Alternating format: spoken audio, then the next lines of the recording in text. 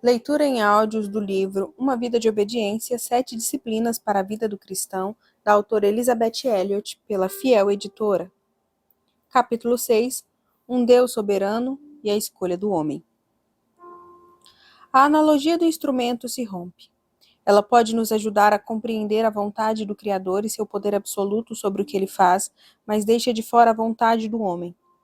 Não seria possível, no âmbito deste livro, lidar de forma adequada ou mesmo boa com a questão da soberania de Deus, mesmo que eu estivesse equipada para fazê-lo. Não estou tão equipada para isso, mas talvez eu possa apontar algumas coisas que me ajudaram a compreender certos aspectos desse mistério teológico. Se Deus está no controle das coisas grandes, ele também deve estar no controle das pequenas. É um absurdo dizer que ele controla os ventos, as tempestades e os oceanos, mas não as pressões que os movem, ou que ele vê os limites do mar e faz as marés subirem e baixarem, mas não tem nada a ver com cada onda, com as criaturas que nadam nelas ou com os meandros das moléculas e átomos que compõem o todo. Recentemente tomei conhecimento de uma pequena criatura maravilhosa chamada diatomácea. Trata-se de algas unicelulares, sendo a maior diatomácea de apenas 1 milímetro de diâmetro. Elas têm sido chamadas de as plantas mais vitais da Terra, embora, uma vez que elas nadam e escavam, haja espaço para debate sobre se esse é um rótulo acertado. Elas fornecem mais alimento do que qualquer outro ser vivo, mas se tudo o que o projetista tinha em mente era forragem, ele não precisava tê-las feito tão extravagantes. As diatomáceas existem em uma tremenda variedade de formas, incluindo rodas de piano, espirais, discos, varetas, ovais, triângulos e até mesmo estrelas e candelabros. Muitas criaturas minúsculas as comem, incluindo copépodes e krill, sobre os quais eu nunca ouvira falar até que aprendi sobre diatomáceas. Os peixes as comem, assim como as baleias jubarte, que conseguem engolir várias centenas de bilhões de diatomáceas a cada poucas horas. As baleias assassinas as adoram, mas são necessárias 5 toneladas das pequenas estrelas e candelabros para satisfazer 1 quilo de baleia assassina. Quem construiu essa espantosa cadeia alimentar? Albert Einstein escreveu: um espírito se manifesta nas leis do universo, muito superior ao do homem, e um espírito em face do qual nós, com nossos modestos poderes, devemos nos sentir humildes. A causalidade tem que existir. O universo não poderia operar sobre o acaso. Deus não joga dados. Deus, o causador de tudo isso, também nos leva a causar. O poder autodeterminante do indivíduo é parte da predestinação ordenada de Deus e da necessidade sentida pelo seu amor de dotar o homem de uma liberdade como a dele. E ele esperava que o homem respondesse à liberdade dele. Conta-se a história de um pregador que saiu para ver uma fazenda de trigo. Enquanto ele e o fazendeiro estavam olhando as belas ondas de grãos, o pregador disse: Bem, João, você e Deus certamente fizeram um bom trabalho aqui. O fazendeiro empurrou seu chapéu de volta na cabeça, olhou silenciosamente para o campo e disse lentamente: Você deveria ter visto quando Deus o tinha só para si. Depois da encarnação, não conheço uma verdade mais espantosa e humilhante do que um Deus soberano ter ordenado minha participação. Essa é a ordem do universo. Cada criatura recebendo seu devido lugar, cada um contribuindo com sua parte para o todo, o homem entre eles. No entanto, o homem é singular em ter recebido sobre si uma tremenda liberdade. O fazendeiro tomou a decisão de plantar trigo. O campo não teria estado lá se ele não tivesse tomado a decisão e feito a prodigiosa quantidade de trabalho necessária para produzir aquela plantação cintilante. Nem teria estado lá se Deus não tivesse providenciado a terra em primeiro lugar, ordenado que o sol brilhasse e que a chuva caísse, e acelerado a vida da semente que João colocara no solo. Dissemos que a disciplina cristã é um sim de todo o coração que uma pessoa diz ao chamado de Deus. É da maior importância que entendamos a necessidade de duas vontades, uma criada pela outra e ordenada gratuitamente, ambas operando de acordo. Se esquecermos que existem duas vontades e nos detivermos apenas na vontade soberana de Deus, abdicaremos da nossa responsabilidade e cairemos no fatalismo do Islã, que deixa tudo para o inescrutável e incognoscível.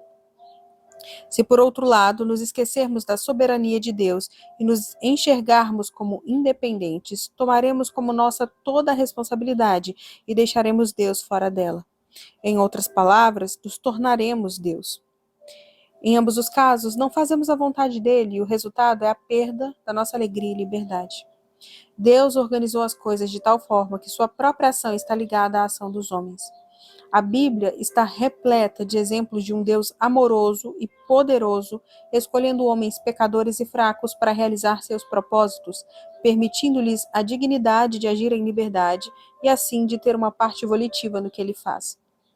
Quando o povo de Israel se encontrou entre o diabo e o profundo mar azul, ou seja, entre os egípcios e o mar vermelho, eles ficaram desesperados. Eles ficaram furiosos com Moisés por tê-los metido naquela confusão. Moisés prometeu que o Senhor os salvaria se eles apenas se aquietassem. Ele estava correto. O Senhor os salvou, mas não sem cooperação. Ou seja, não sem os atos de obediência tanto da parte de Moisés quanto da parte do povo. Diga ao povo para ir em frente, disse Deus. Moisés tinha que crer que Deus quis dizer isso e ele tinha que fazer o que Deus disse. Se tivesse duvidado, tudo teria sido perdido. Moisés confiou em Deus e o povo confiou em Moisés. Eles também tinham que obedecer. Levanta o teu bordão, estende a mão sobre o mar e divide-o, disse Deus. Moisés certamente deve ter pensado, meu bordão? Minha mão? Qual poderia ser a utilidade de qualquer um dos dois em uma situação como essa? Ele ficou entre uma força irresistível e um objeto imóvel, e como a vara ou a mão poderiam parar uma ou mover o outro, era algo que ele não podia imaginar. Mas ele obedeceu, e a soberania de Deus entrou em ação. Um vento se levantou e fez a vontade do Senhor. O mar também obedeceu e os egípcios se afogaram, enquanto os israelitas foram salvos. Aqui está o poder soberano, sobre um homem, sobre um povo, sobre os elementos da natureza, sobre um inimigo, mas aqui também está um homem agindo em liberdade. Resolvi dar cabo de toda a carne, disse Deus a um homem chamado Noé, que caminhava com ele. Fazer uma arca, contigo. Estabelecerei a minha aliança. Noé o fez. Sua disposição em agir de acordo com as instruções de Deus significou a salvação da raça humana e de todas as espécies de animais. A ação voluntária de Noé e sua fé andaram de mãos dadas. Vemos novamente que a fé está longe de ser um sentimento ou um estado de espírito religioso. Ela não é vaga. Ela ouve a palavra do Senhor e age. Assim também a fé, se não tiver obras, por si só está morta. Dizemos que Noé construiu a arca, que Noé salvou sua família e todos os animais. Do ponto de vista espiritual, foi a fé que construiu a arca, a fé que salvou a família, a fé que colocou o mundo inteiro no erro e a fé que colocou Noé em Hebreus 11, aquela galeria de retratos mostrando como é a fé. Noé conhecia seu soberano. Quando a vontade do homem age de acordo com a vontade de Deus, isso é fé. Quando a vontade do homem age em oposição à vontade de Deus, isso é incredulidade. Deus poderia ter escolhido ele mesmo fazer tudo, mas, ao invés disso, ele concebeu o mundo de tal forma que as aves devem construir ninhos e sentarem-se sobre ovos, micróbios devem decompor organismos, salmões devem lutar rio acima para desovar, minhocas devem arejar o solo, abelhas devem construir favos de mel e o homem deve ter vontade e deve trabalhar. É a vontade que devemos enfatizar aqui.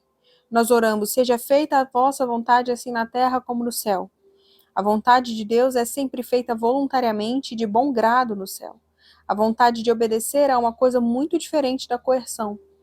Um decano universitário observou certa vez que os estudantes mais felizes de qualquer campus são os músicos e os atletas.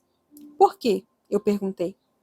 Porque eles são disciplinados e se voluntariaram para serem disciplinados.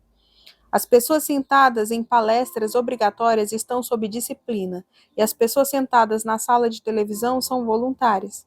Mas atletas e músicos se colocam sob um treinador ou diretor que lhes diz o que devem fazer. Eles têm o prazer de fazer a vontade do treinador ou do diretor. Na realidade, eles estão se divertindo.